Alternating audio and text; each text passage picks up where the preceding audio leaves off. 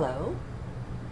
I would like to have waited for the heater to be quiet before recording, but it's been around, let's see, 0 centigrade or in the low 30s for a long time, so not likely to happen. This is a journal from February 12th. The Mayan day was 5 Reed, and it has a couple of delightful Adyashanti links in it, each one 90 minutes long. Okay. How are things going for you? How aware are you of just how much your attitude is in charge of that? And that you are in charge of your attitude? It's an interesting, powerful cycle that's easy to change. Well, once you decide to do so, of course. Taking our power back in all ways is or can be fun. It's a choice.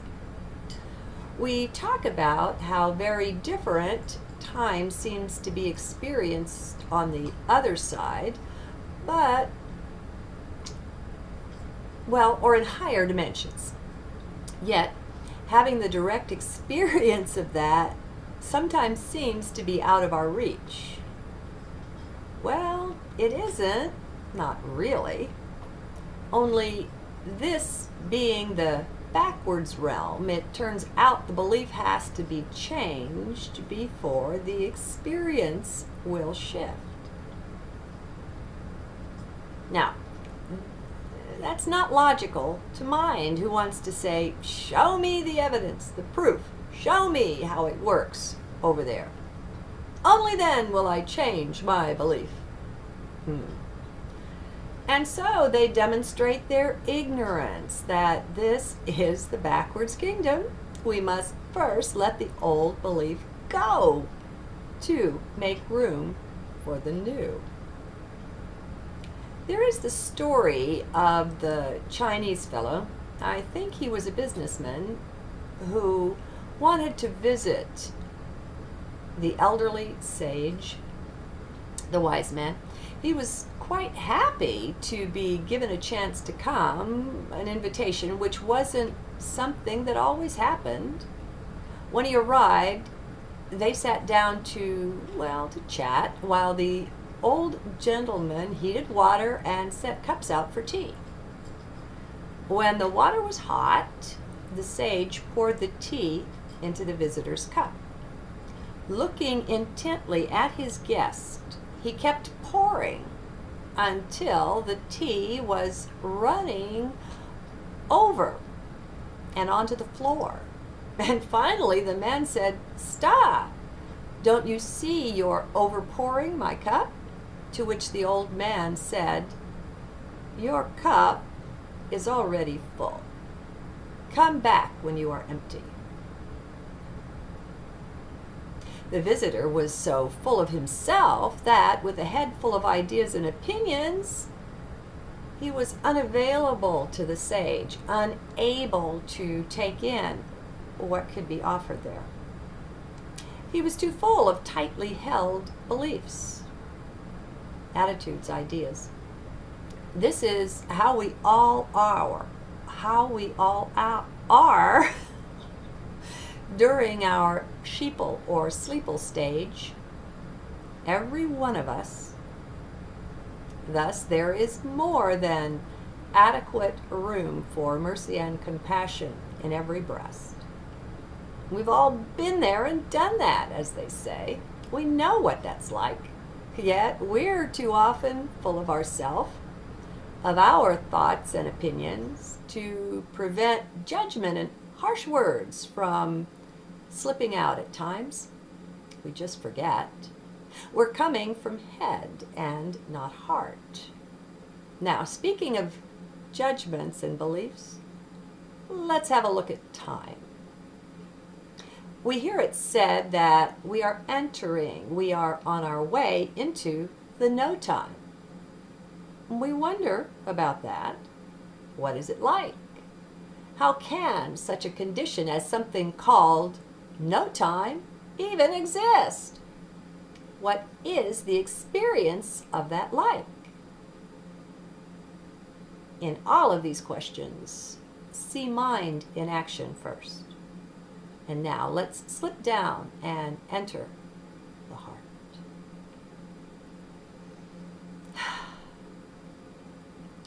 Anytime you want to see or sense something as accurately as possible, do it from your focus within heart. Head deals with the truth of the lowercase t, while in heart we encounter the uppercase T truth. A very big difference. Now, back to looking at time. Look outside. Is it light or dark? It's light here. Is it day or night? It will be one or the other, guaranteed. And this is a very simple condition, a cycle on whose regular repetition rests the continuation of life on this planet. We share this light, dark experience with all of life. It's a very simple thing. It's also something that keeps us in now, quite present where we are. Seldom do we leave the now here awareness, except perhaps to plan for a hunt or a gathering of some sort. We tell time by the dark light cycles and the moon's phases. We count in cycles of the full moon, and it works.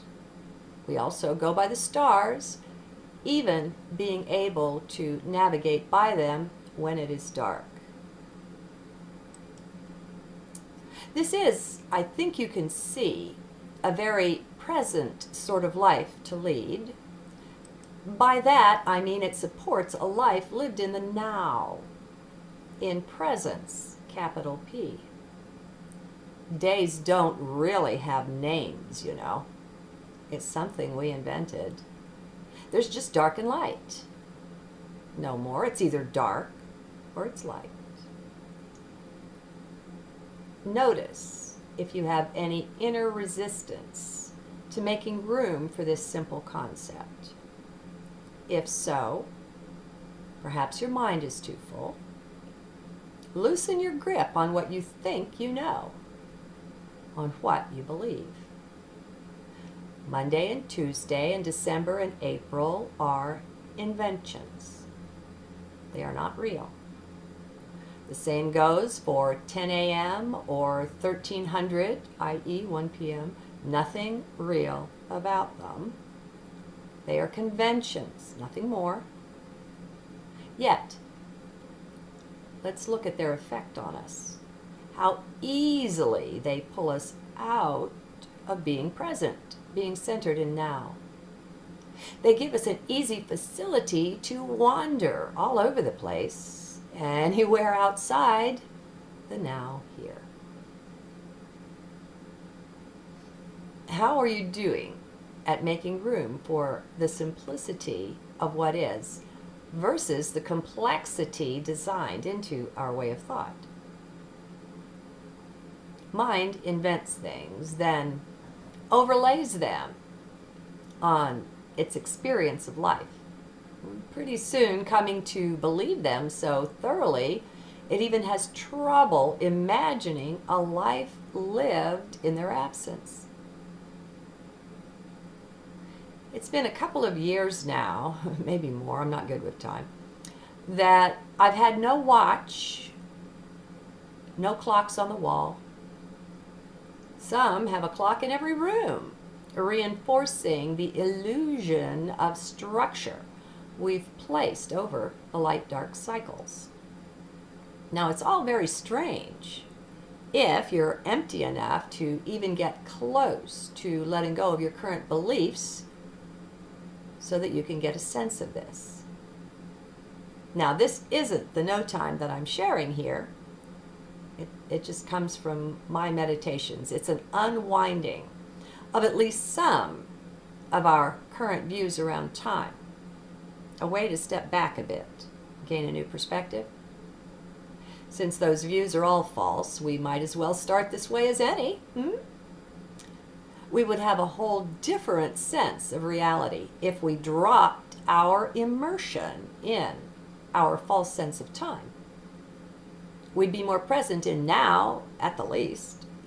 We'd be more here, instead of spread out all over the false panorama we've designed and adopted, hook, line, and sinker. Don't know why I seem to be stumbling over this tongue today.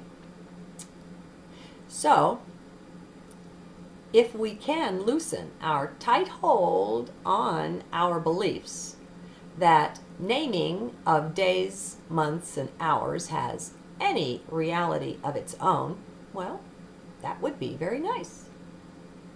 It would begin to create openings, some space to empty us out a bit so that we move closer to being present, to being able to present the empty cup, making room for the experience of new ideas. So, how does this feel so far to you? You can learn much just from your response to something like this. As you self-observe, you can see how hung up or how loose you are, how tight your grip is on your beliefs, because that's all we have when it comes to time is beliefs, none of them real. Do you experience fear? Any discomfort at all? That's good to know. There's hardly anything more precious during our 3D sojourn than self-knowledge, so do self-observe. If you're watching, you'll learn much by your reaction to such things. As you compare the reaction to the thing you're reacting to, you'll gain insight on your hidden beliefs. Your subconscious self shows itself in those kind of reactions. In something I heard by the NDEer, Nancy Dannison, she explained how once on the other side, once the body is dead, she saw how a human life is about 1 second long from that perspective. I think she's died 3 times, or the body has, you can't die. In the most recent one, she was told that if she chose to come back to 3D again, she would come back to a life of physical pain and challenges. Now, in making her choice, she obviously opted for the return. And some wondered, why would she do that? To which she responds that if she can do any good at all, help lift anyone's burdens or shift their beliefs, then it is surely worth 1 second of her time. This makes it clear just how relative time is, don't you think? 1 second equal to 80 years. Food for pondering, huh? Well, it is for me. Actually, there isn't any time at all, not the way we conceive of it. There is only now. We live all of our many, if not endless, lifetimes now. Now, perhaps they can all be seen as different ways we are choosing to experience this now moment. Different aspects of our now. Well, why not play with it, huh? Time doesn't flow. Now, you know this is just me here in my view of things, okay? This isn't the Almighty speaking to you. Time doesn't flow. Time just is, or rather, now just is. Just as in space, there are infinite facets, endless elements of matter. So in time, there are infinite facets too. People, or rather beings, are also infinite facets. They are infinite perspectives on the now here, different views of the same thing. This is why everyone's truth is their own and it's valid for them. To the extent we don't share their particular conglomeration of beliefs, we don't see through their eyes. And even if we exactly duplicated their beliefs and opinions in this embodiment, this lifetime, what of all those other lifetimes we don't share? Truly, each being is a unique work of art, divine art. This is source painting.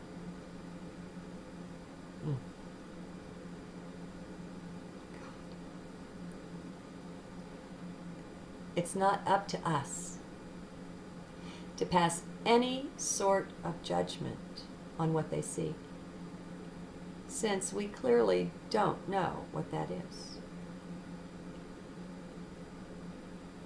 It's not one's business to tell another one how to think, how to live, how to be.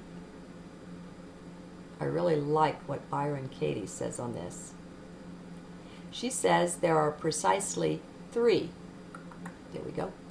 kinds of business: yours, mine, and God's. I would say sources. Of those three, we need only be concerned with our own and let the other two take care of themselves.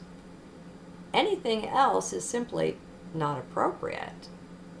If our cup is sufficiently empty, this one is easy to see. So, take a deep breath. How are you doing with all of this? Are you at all uncomfortable? Now, that could perhaps be a sign of beliefs too tightly held.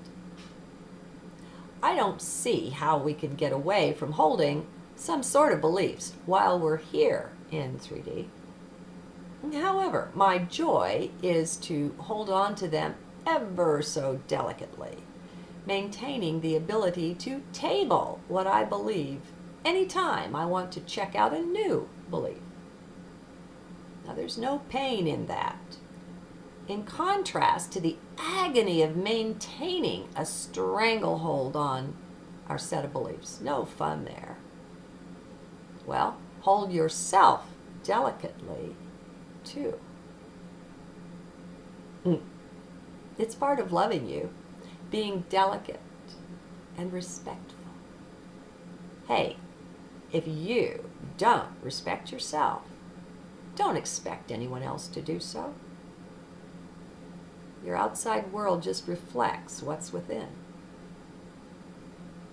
You take the lead. You set the example for all of us by how you handle yourself.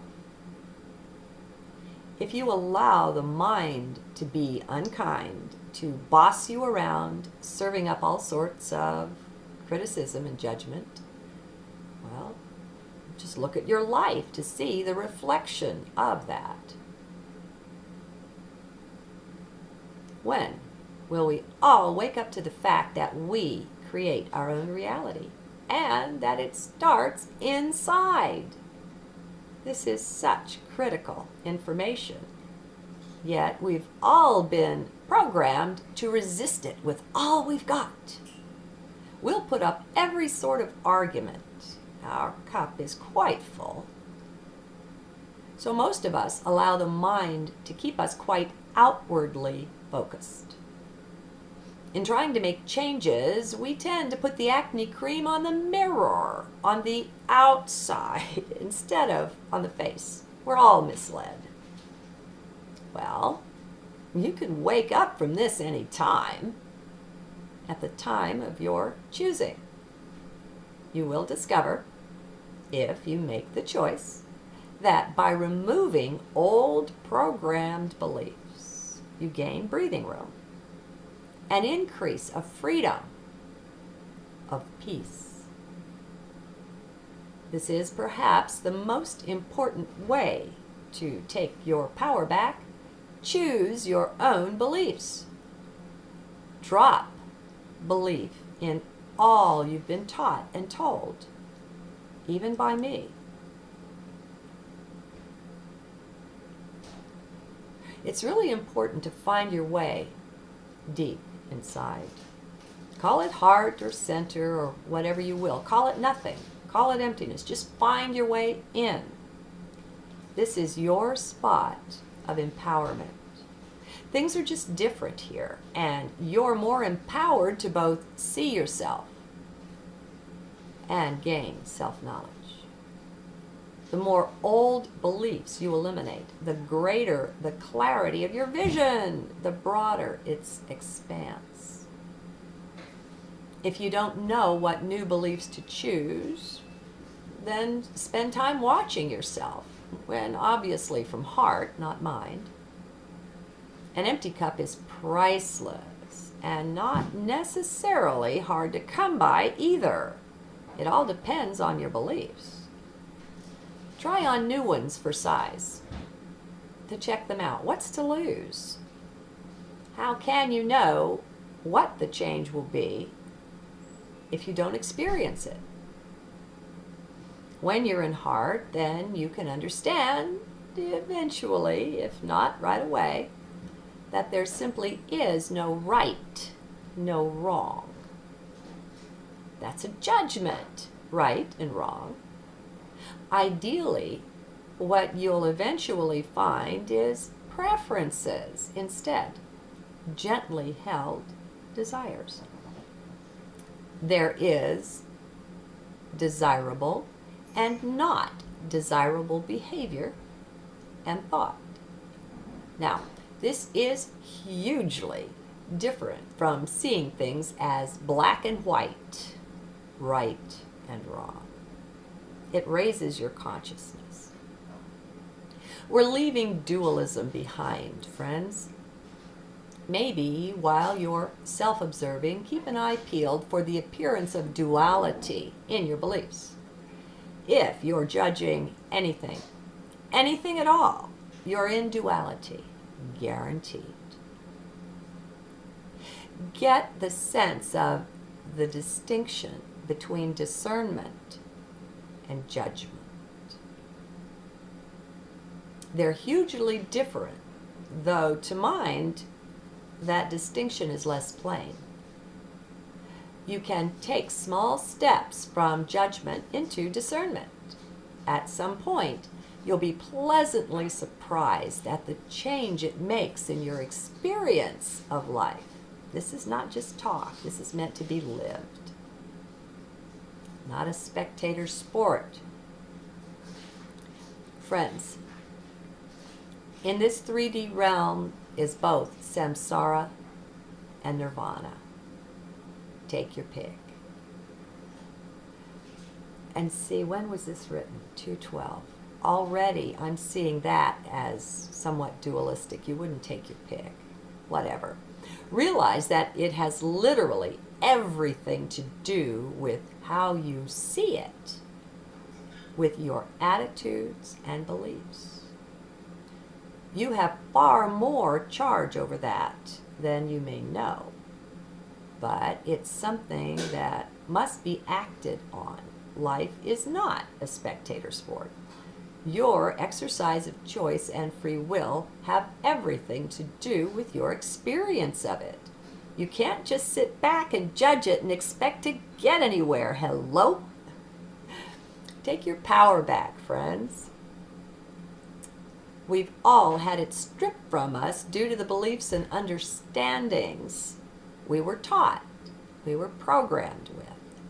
We all started out that way, so we can all find this ultimate sort of compassion for others within.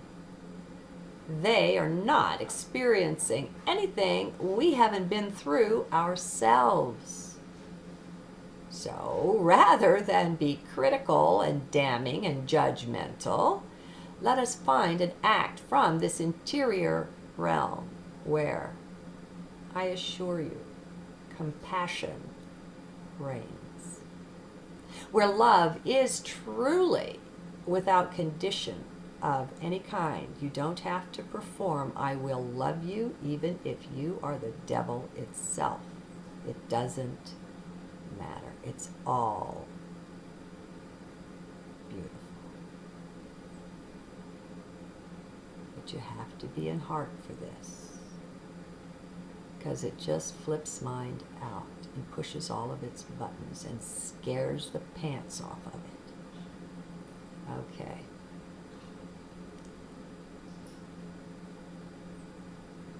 Something exists, so you love it. It's just that simple. It doesn't matter if it's an axe murderer or a newborn child. It's all the same on this level. All parts or aspects of you. Letting go, letting go, letting go, emptying out the cup, letting go. Even if you've made it thus far through life being a goody two-shoes, you're not that in all of your embodiments. Dear one, you are an axe murderer too. You hear mind freaking out? You hear the internal screaming, the rage, the whatever? Just watch it. And let it go. Just watch it. You don't have to do anything about it. Get down off that pedestal you've put yourself on and recognize that you don't know really a tenth of who you are, or a millionth, or a billionth. It's time for a great infusion of humility, my dears. There's literally nothing being done that you haven't done at some time. Whether in this life or another, makes little difference. It's still you.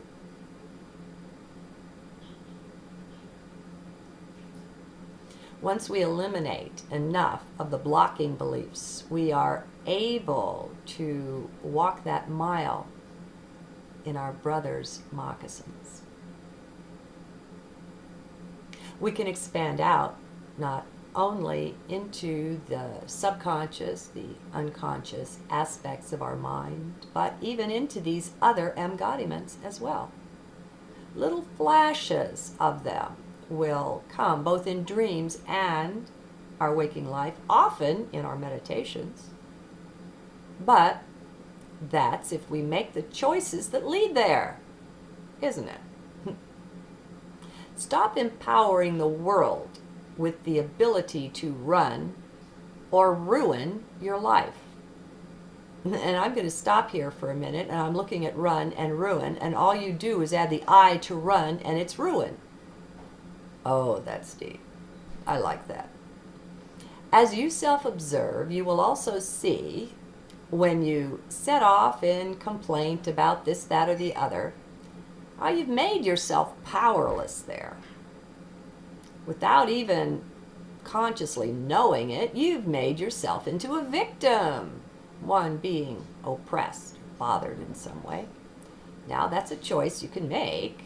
Life won't rob you of the ability to experience victimhood, if that's your choice.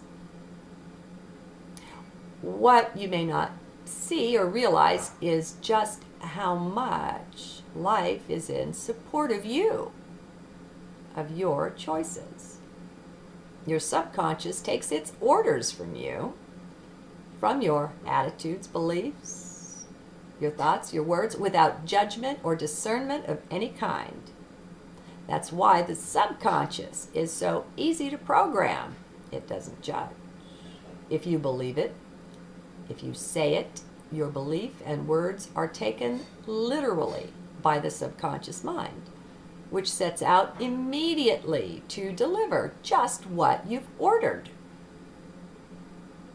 Just like saying, oh, I can't do that. Aha, you just bound yourself. Do you see the chains? One way this works that's easy to see is with the little saying, what you resist persists. So, by fighting something, by resisting with the conscious mind, you set up the duality with the subconscious, which will keep you tightly linked with whatever you're trying to escape.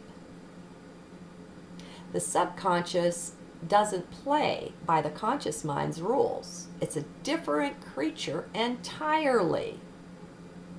It pays to learn a bit about it. More of that precious self-knowledge. Whatever you currently fear, go into that, dear ones. Fear of any sort is a big red flag saying, I gave my power away here.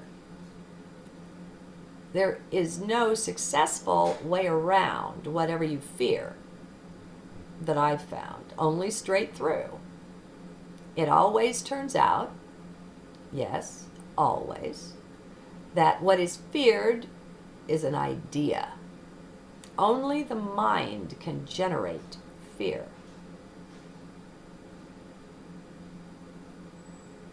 While I can't do it for you, you are more than able to take back all the power you've given away throughout time. It just takes some good self-observing to be shown by your own inner self where those places are. It won't be comfortable, but that's actually a good thing. How is that? That very discomfort is Source trying to get your attention.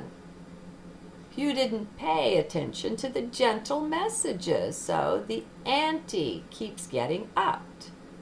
What will it take? Well, that's up to you.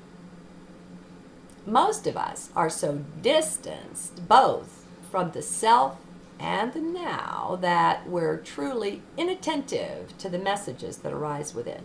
We're too busy.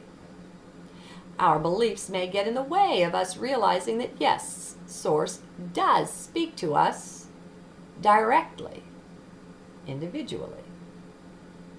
Our mind's hamster wheeling distracts us from the still small voice. Yet, with all of that, it's all within our power to shift. We will make these decisions when we are ready. So don't push yourself either. Love the self. Decisiveness is required, but it's the decisiveness that originates in heart, not in the mind. If you're not sure what you're ready for at this point, I'd suggest a program of simply watching the self. By doing that, in addition to keeping some focus within heart, you're on a productive path. You'll see, you will be shown. The reality is that we're each being shown, quite literally, all the time. The still small voice isn't silent, just quiet. Any shouting that's done is via those things that make us uncomfortable, those things that we don't like.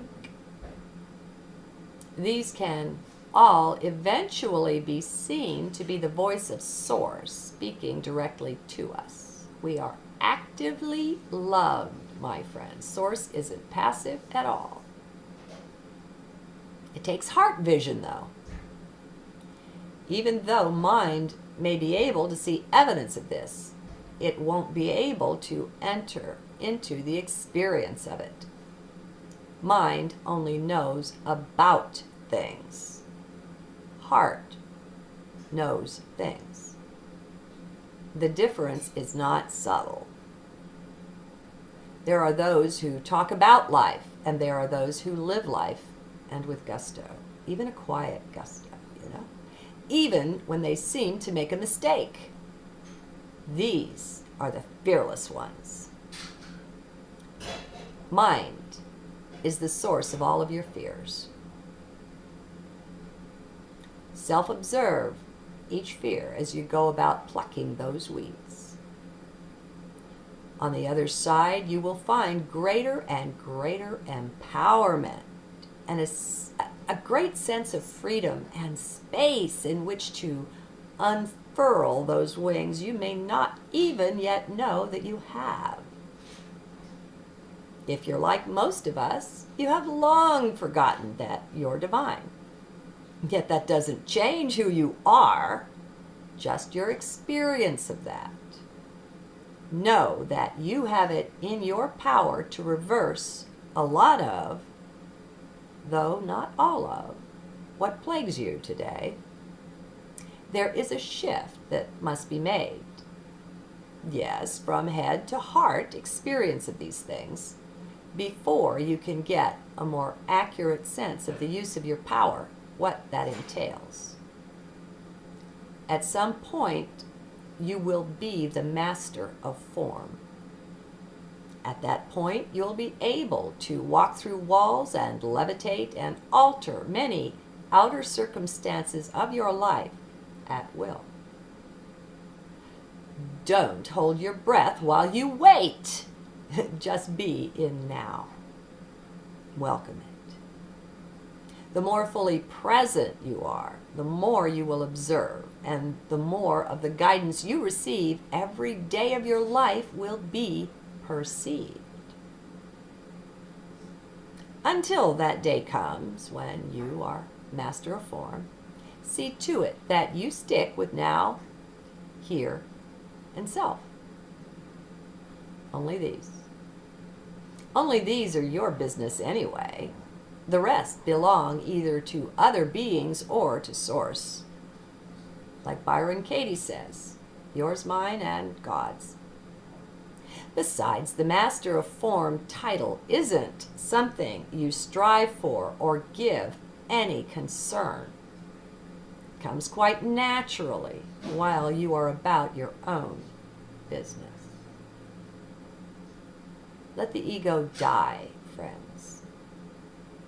It's the one that strives for power, and we see the exemplar of that in the powers that were. But we don't need to emulate that. Just let it die. As we live from integrity and ethics with honor, as we truly love truth, things are so easily seen to just take care of themselves. All outer change starts within, so this sticking to self is quite productive. But don't go into anything seeking a particular result. Hold no expectations at all. Integrity is a thing of the now moment, not something for which we plan.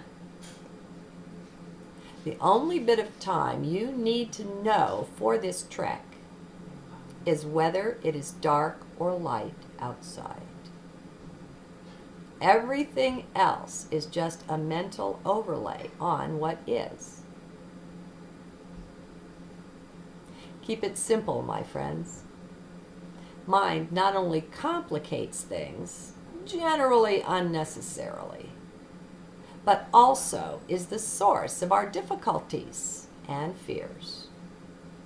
If it's uncomfortable, whatever it is, look to mind for its origin and take your power back. Your happiness is in your own heart. Namaste. You know, this is interesting. This was written on 2/12, which was a couple of weeks before that last journal, that 12D thing I just uploaded, and yet some of that is reflected in this. It's pretty interesting. Okay, see you again soon. Old gentleman heated water and set cups out for tea. When the water was hot, the sage poured the tea into the visitor's cup. Looking intently at his guest, he kept pouring until the tea was running over and onto the floor. And finally the man said, "Stop! Don't you see you're overpouring my cup?" To which the old man said, "Your cup is already full. Come back when you are empty." The visitor was so full of himself that, with a head full of ideas and opinions, he was unavailable to the sage, unable to take in what could be offered there. He was too full of tightly held beliefs, attitudes, ideas. Experience will shift. Now, that's not logical to mind, who wants to say, "Show me the evidence, the proof. Show me how it works over there. Only then will I change my belief." And so they demonstrate their ignorance that this is the backwards kingdom. We must first let the old belief go to make room for the new. There is the story of the Chinese fellow, I think he was a businessman, who wanted to visit the elderly sage, the wise man. He was quite happy to be given a chance to come, an invitation, which wasn't something that always happened. When he arrived, they sat down to chat while the